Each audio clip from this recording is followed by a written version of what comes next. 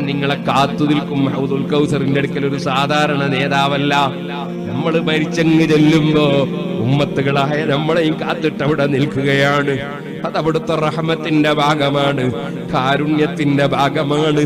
എന്നെ വിളിച്ച് സലാം പറഞ്ഞ എന്റെ അനുയായികള്, എനിക്ക് സലാത്ത് ചൊല്ലി എന്റെ അനുയായികള്, എന്നെ അനുസരിച്ച എന്റെ അനുയായികള്, എന്നെ സ്നേഹിച്ച എന്റെ അനുയായികള്, അസ്സലാമു അലൈക അയ്യുഹൻ നബിയു, ഓ നബിയേ അങ്ങേക്ക് സലാം എന്ന് മൈസൂരിൽ നിന്ന് വിളിച്ചു പറഞ്ഞ അനുയായികള്, അതേ കേരളത്തിൽ നിന്ന് വിളിച്ചു പറഞ്ഞ അനുയായികള്, ലോകത്തിന്റെ എമ്പാടും ഭാഗങ്ങളിൽ നിന്ന് വിളിച്ചു പറഞ്ഞ അനുയായികള്, അവരെയും കാത്ത് ഹബീബായ നബി തങ്ങൾ ഇരിക്കുകയാണ്.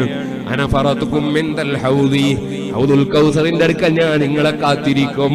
നിങ്ങൾ വന്നാൽ നിങ്ങൾ ഒതുവെടുക്കുന്ന സമയത്ത് മുഖവും കൈയുമൊക്കെ കഴുകിയവരല്ലേ? ആ